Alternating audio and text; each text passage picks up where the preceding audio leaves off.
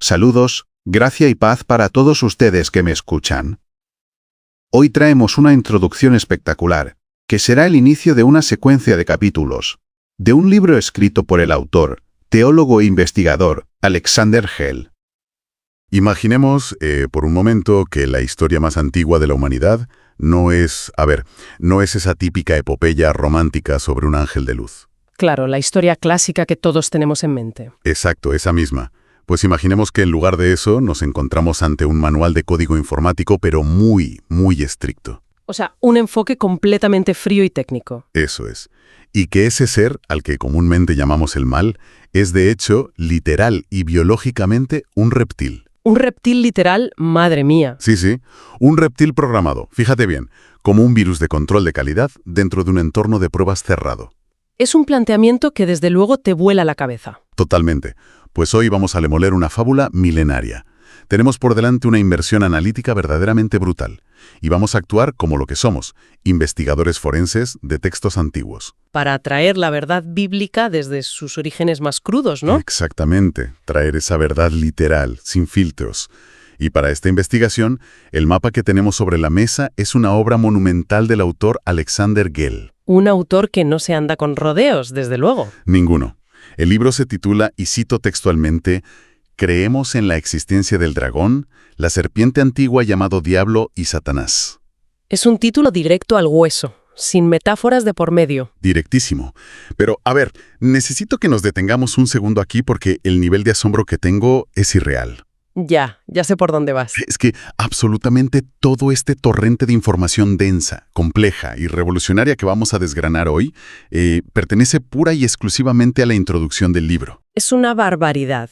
O sea, resulta fascinante comprobar cómo Alexander Gell ha condensado el código fuente de toda su obra en estas páginas iniciales. Es que es solo la introducción. Semejante reestructuración teológica es solamente el comienzo. Expone la cosmología, la biología y hasta la función legal de esta entidad antes siquiera de empezar el capítulo 1. Tela. No se guarda absolutamente nada. Nada de nada. Vale, pues vamos a desgranar esto desde la base. Porque para entender la magnitud de la propuesta de Gell, primero debemos visualizar el escenario que nos plantea en el prólogo. Y hay que mencionar las infografías, porque son exhaustivamente detalladas. Sí, unas ilustraciones visuales que sinceramente chocan frontalmente con todo lo que nos han enseñado desde pequeños. Son impactantes. Redefinen por completo el terreno de juego. A ver, el autor nos muestra de forma gráfica un ecosistema completamente cerrado. Ajá, un sistema hermético. Exacto. En las imágenes vemos a un dragón rojo masivo, imponente, que está envolviendo una Tierra que es estructuralmente plana. Ojo a esto, una Tierra plana. No es el globo flotando en el espacio que solemos imaginar. Para nada. Esta Tierra no flota en un vacío espacial infinito. Está encapsulada. Bajo un domo, ¿verdad? Sí, bajo un domo translúcido, una bóveda celeste firme. Y el detalle que me parece crucial, todo este modelo está rodeado e interconectado por líneas brillantes de código informático. Líneas de comandos, literalmente como si estuvieras mirando el monitor de un desarrollador de software. Exactamente esa es la estética. Y esto me parece vital, porque plantea que Dios tiene el control absoluto. Pero milimétrico, tanto del bien como del mal. Claro, no hay cabos sueltos. Exacto.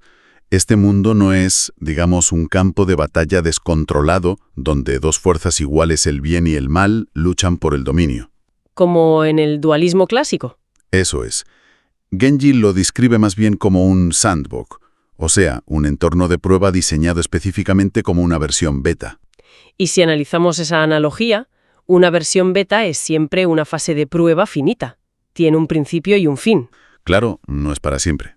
Exacto. En este sistema operativo cosmológico, el creador es el programador supremo. Y el objetivo de esta versión de prueba es evaluar un elemento altamente volátil, que es nuestro libre albedrío humano. Porque claro, para probar la resistencia de un software, sea cual sea, necesitas estresarlo. Tienes que buscar los fallos. Y ahí es exactamente donde entra la figura del adversario. Ahí voy. Porque bajo esta óptica cibernética, Satanás no es un hacker externo. No es un intruso ajeno a la empresa que de repente logró romper la seguridad y colarse en la creación para arruinarla. Para nada. Es parte del sistema. Eso es.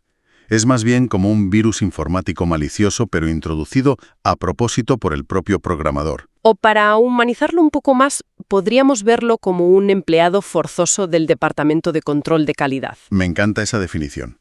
Un empleado cuyo único trabajo, su única función, es estresar el sistema, buscar vulnerabilidades en los usuarios, o sea, nosotros, y reportarlas. El diablo cumple, por tanto, un rol de fiscal acusador y está estrictamente sujeto a los parámetros de quien lo programó.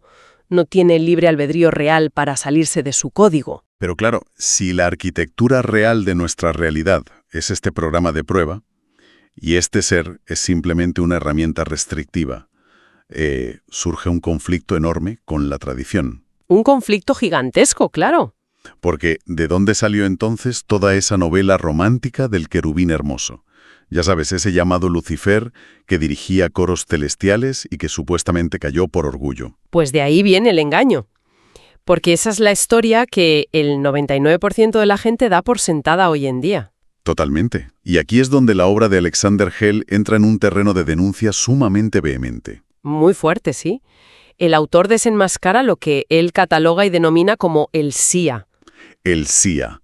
Vamos a explicar cómo define él este término, porque es fundamental. A ver, según la investigación exhaustiva de Hell, el SIA son las siglas de Sistema Iglesiero Apóstata. Sistema Iglesiero Apóstata. Vale. Es un conglomerado inmenso que agrupa a múltiples instituciones religiosas y abarca desde el catolicismo romano histórico hasta diversas ramas del protestantismo.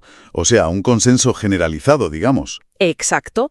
El argumento central de Hell es que todas estas instituciones han perpetuado de manera conjunta una mentira colosal. ¿Con qué fin? Pues camuflando la verdadera naturaleza y el origen de este ser, con el único objetivo de mantener a la humanidad en la absoluta ignorancia sobre su verdadero oponente. Madre mía. Pero a ver, para desmontar una estructura milenaria tan grande como el SIA, el autor no puede basarse simplemente en opiniones al aire. Claro que no, y no lo hace.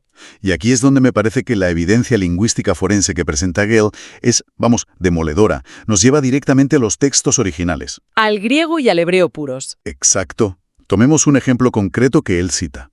2 Corintios 11:3, donde el apóstol Pablo advierte sobre el engaño a Eva en el Edén. Ese análisis filológico es clave en la introducción, porque en ese pasaje, cuando vamos al texto griego original, la palabra que se utiliza no es un símbolo poético abstracto. No es una metáfora. No, es el término ophis, y ophis significa literal, biológica y zoológicamente serpiente, víbora o reptil. ¡Ostras! La traducción es directa, sin ninguna figura literaria de por medio. Detengámonos ahí, porque la implicación de esto es enorme. O sea, Eva no estaba hablando con un ángel deslumbrante que, a modo de ventríloco, utilizaba a un pobre animal del campo como marioneta. Para nada. Hablaba cara a cara con una bestia reptiliana literal. Y el texto bíblico, además, especifica cómo operó exactamente esta bestia. Pablo menciona su astucia. Así es, y si volvemos otra vez al griego original, el término exacto para esa astucia es panorgía. Y atención aquí, porque panorgía no es un truco de magia que el bicho aprendió leyendo un manual. En absoluto. Panorgía define una artimaña intrínseca, es como un instinto de fábrica. Algo codificado. Exacto. Es una capacidad que ya viene instalada en el ADN genético de esta criatura. Es literal y llanamente su herramienta natural para hackear la mente humana. No requirió aprendizaje, fue diseñado y ensamblado con ella. Exacto. A ver, pongamos una analogía física para que se entienda mejor. Si observamos una cobra en la naturaleza, todos sabemos que es venenosa. Vale. Sí, claro. Pero la cobra no se inscribe en un curso universitario de química para aprender a sintetizar veneno en un laboratorio. Su propio código genético le dicta cómo producirlo orgánicamente y cómo inyectarlo a sus presas. Es su naturaleza. Pues así opera la paneurgia en este reptil original del que hablamos. La capacidad de generar argumentos retorcidos, de inyectar duda y mentira, es la función técnica con la que fue fabricado. Por eso el Señor Jesucristo dice de Satanás, cuando habla mentiras, de suyo habla, ya que es el padre de la mentira. Ahí está bien claro, la mentira, la astucia, la manipulación, es algo suyo, parte de su mismo código genético espiritual. Y fíjate, si conectamos este concepto de la panurgia con la psicología humana moderna, te cambia por completo cómo entiendes nuestros propios miedos o el famoso autosabotaje. Totalmente. ¿Cómo lo conecta el texto? Pues, según lo que expone Yell, muchas veces ese autosabotaje no es un simple fallo aleatorio de nuestra mente, sino el éxito operativo de este malware externo. Actuando exactamente como fue diseñado en la versión beta. Eso es, un hackeo en toda regla. Vale. Sabiendo entonces que es un reptil biológico con herramientas de hackeo genético, tenemos que ir a su origen, a su fecha de fabricación, por así decirlo, y la Biblia es muy estricta al respecto. Muy específica, sí. Fue creado el día 6 de la creación junto con el resto de los animales del campo. Esto lo leemos directamente en Génesis 1, 24 al 25. Y luego se corrobora, ¿no? Sí, en Génesis capítulo 3, verso 1, donde se especifica claramente que era la bestia más astuta de todas las que Dios había hecho. Sin embargo, no podemos limitarnos a verlo como un simple animal terrenal común y corriente, porque para entender su verdadero rango de acción, el autor introduce aquí dos conceptos técnicos que son fundamentales en esta introducción. A ver, ¿cuáles son? Su naturaleza bioespiritual y su inmensa capacidad transdimensional. Espera, vamos a frenar un momento porque el salto conceptual aquí es telita. Bioespiritual. Sí. Entiendo que tiene un cuerpo físico, un envoltorio zoológico de escamas creado el sexto día. Vale. Pero, ¿cómo funciona exactamente esa capacidad transdimensional? ¿Es una especie de anfibio cósmico? ¿Cómo cruza la barrera de lo físico a lo inmaterial? Bueno, es una muy buena forma de visualizarlo. El libro de Yell plantea que, aunque posee ese cuerpo biológico y físico, está equipado con un hardware que es sobrenatural. Un hardware dual. Exacto. En términos mecánicos, puede alterar su propia frecuencia o su estado de existencia para moverse entre el plano físico-material, el nuestro, y el reino etéreo o espiritual. O sea, que cambia de estado. ¿Sí? Y por eso logra operar de forma invisible, moviéndose literalmente en las corrientes de aire. E incluso tiene la capacidad de invadir y parasitar la conciencia y el cuerpo de un humano. Un secuestro físico. El ejemplo más claro que cita el texto bíblico y que resalta el autor es la invasión directa a Judas Iscariote. Una invasión de sistema en toda regla. Y a medida que analizamos la escritura bajo esta lupa cibernética forense, empezamos a ver sus verdaderos títulos, sus verdaderas credenciales dentro del programa. Que son muy distintas a las que enseña el CIA. Exacto. Se lo llama diablo, que en su etimología significa el calumniador, el fiscal. Es el dios de este siglo, o el príncipe de la potestad del aire. También se le nombra con los siguientes títulos: el maligno, el tentador. Y por último, los nombres en el libro de Apocalipsis que describen a la perfección la verdadera apariencia personal de Satanás. Y sus nombres personales, en Apocalipsis 12 versos 4 al 9, dice el dragón, la serpiente antigua, que se llama Diablo y Satanás. En ninguna parte de la Biblia se le llama Lucifer, ni tampoco se dice que fue un ángel bueno, que luego, por causa de su ego o soberbia, se hizo muy malo. Títulos muy específicos y operativos. Pero, y aquí el autor es rotundamente tajante, la Biblia nunca, jamás, en ninguna sola línea le llama Lucifer. Nunca. Ese nombre es un robo de identidad descarado, fabricado y empaquetado por el CIA. Claro, es el camuflaje perfecto. Funciona para ocultar su origen biológico, reptiliano, y sobre todo, su rol de empleado forzoso de Dios. Y perdona que vuelva a interrumpir el flujo lógico del análisis, pero es que tengo que recordar lo obvio, y es que sigue pareciendo mentira. Todo este inmenso bloque de reinterpretación cosmológica sigue siendo apenas el preámbulo. Ya, es alucinante. Toda esta carga teológica es solo la introducción del libro de Alexander Yell. A mí me resulta sobrecogedor. Lo es, te doy la razón. Y para demostrar la magnitud del análisis que propone después, en la recta final de esta misma introducción, el autor despliega lo que podríamos llamar el mapa del tesoro. El índice comentado, digamos. Exacto. Nos entrega, de forma directa y en orden estricto, los resúmenes de los 8 capítulos que estructuran la totalidad de la obra. Pues, como analistas forenses que somos hoy, vamos a dictar y examinar las bases de este código fuente. Pero no lo haremos como si leyéramos un índice telefónico aburrido, sino entendiendo la cronología del software. Empezamos con la fase de configuración. Venga. En el capítulo 1, que se titula La apariencia bíblica de Satanás, y su subtítulo La serpiente, el gran dragón, se amplía de manera exhaustiva todo lo relativo a esta bestia literal. La fisonomía pura. Sí. El autor profundiza en su inteligencia superior, explicando cómo logra rivalizar con la de los querubines sin pertenecer en absoluto a esa categoría angelical, y disecciona a fondo esa naturaleza bioespiritual que mencionamos. Vale. Luego, lógicamente, el análisis nos exige saber dónde narices está instalado este servidor principal. Claro, la ubicación espacial. Y el capítulo 2, titulado ¿Dónde habita Satanás?, entra en pura geografía de sistemas. Afirma tajantemente que no está en un foso de lava subterráneo con un tridente. Su sede central está en el segundo cielo. Es decir, la bóveda celestial. Exacto, en las aguas de arriba. Y aquí atención, porque el autor reporta algo que seguramente hará explotar más de una cabeza. Ya lo creo. Argumenta que el diablo utiliza el fraude del modelo heliocéntrico, promovido activamente por agencias espaciales como la NASA, como una pantalla de humo gigantesca. Un encubrimiento masivo a nivel mundial, según plantea Yell. Pero un momento, a ver, detengamos el análisis forense aquí, porque esto es un salto monumental y puede generar muchísima confusión. ¿Es comprensible? Entiendo perfectamente la reinterpretación filológica del griego antiguo, pero ¿cómo conectamos un texto bíblico milenario con agencias espaciales contemporáneas? ¿Cómo justifica el autor que la cosmología antigua sirva de base empírica para denunciar una conspiración moderna sobre el espacio exterior? A ver, la conexión que establece el libro radica puramente en el propósito del engaño. Según el autor, el modelo heliocéntrico, ese del universo infinito y en expansión, cumple una función psicológica y específica. ¿Cuál sería? Ocultar a la humanidad la existencia física de la bóveda celeste. Y sobre todo, ocultar la cercanía real, física y tangible del trono del Creador. Ah, vale. O sea, si el ser humano cree que es solo una mota de polvo insignificante en un universo caótico y en expansión infinita, lógicamente se siente totalmente desconectado del programador. Exactamente. Ocultar la Tierra plana y cerrada bajo el domo es, en esta visión cibernética, ocultar la estructura misma del sandbox. Es ocultar los límites del entorno de prueba. Entendido. Desde su paradigma, el diseño cosmológico es la herramienta fundamental para el control mental masivo. Fascinante. Esto nos lleva directamente al capítulo 3, desenmascarando el mito del ángel caído. Otro peso pesado del libro. Totalmente.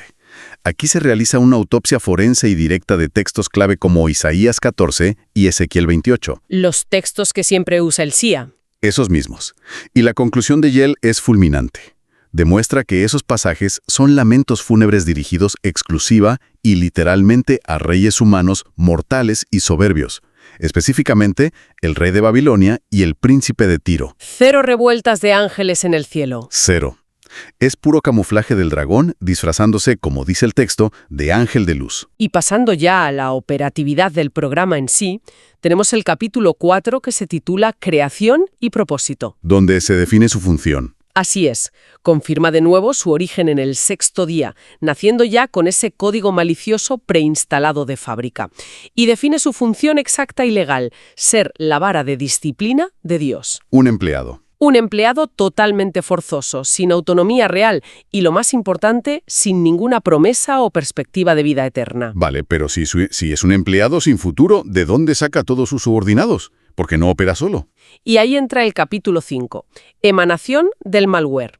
Aquí se aborda el origen biológico de las huestes de maldad. Y fíjate qué concepto tan disruptivo plantea aquí Yell. Los demonios, tal como los conocemos, no fueron creados por Dios. No son creación divina original, no. Surgen principalmente de 2 vías no autorizadas, por así decirlo. La primera es por clonación espiritual. ¿Cómo?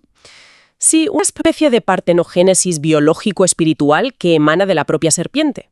Se reproduce a sí mismo en el plano etéreo. ¡Ostras!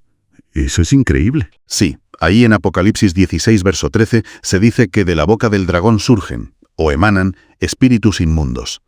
En la naturaleza real, a eso se le llama partenogénesis, es decir, algunos anfibios y lagartos se pueden reproducir de forma asexual, sin tener coito con otro de su especie. Esto quiere decir que en el ámbito espiritual, el mismísimo Satanás, como serpiente que es, puede usar la partenogénesis para producir a sus propios ángeles y demonios, lo que se conoce como el linaje de la serpiente. Increíble. Y la segunda vía es el parasitismo puro. Son los restos incorpóreos de los Nefilim, los gigantes caídos del diluvio de Génesis 6, que quedaron actuando como virus errantes en el sistema. Virus huérfanos buscando un anfitrión. Exacto. Y como sabemos, todo virus informático o biológico necesita energía para poder operar. Lo cual nos introduce al capítulo 6, alimento. Un capítulo oscuro. Sí.